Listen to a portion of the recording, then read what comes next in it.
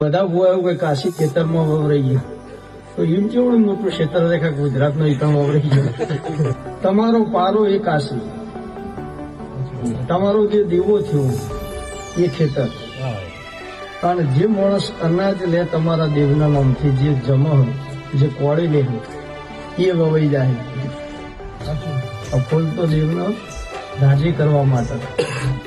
એટલે કાશી તો જવાની જરૂર નહીં. તમારો દીવો ને તમારો ઉમરો ને તમારો પારો તમે હાચવ્યો હોય પછી 50 માળાનું એક તમારા વગણ પડે એ તમારું કાશી ક્ષેત્ર છે.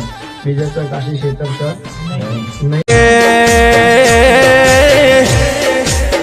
માતારા જેવું દેરું નો મળ્યું તો દુનિયા હેડવા માર્ગનો આલો. એ માં એક દાડાની વેળાએ વસ્તી બેઠા બોલાવતી નથી. જે બોલું ના બનાવો તો મારું નામ છે.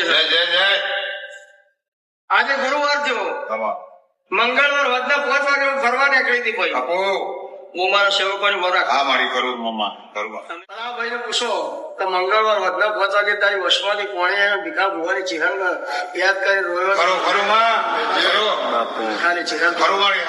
માતાજી મારી આબરૂ રહેવી નહીં. 1.5 લાખ રૂપિયા આવવાના છે અર્થવાના. 1.5 લાખ ની સગવડ થાય નહીં. કેતા કહી દીધું તો 5મી તારીખે આવી દે, ગમે તે કરી.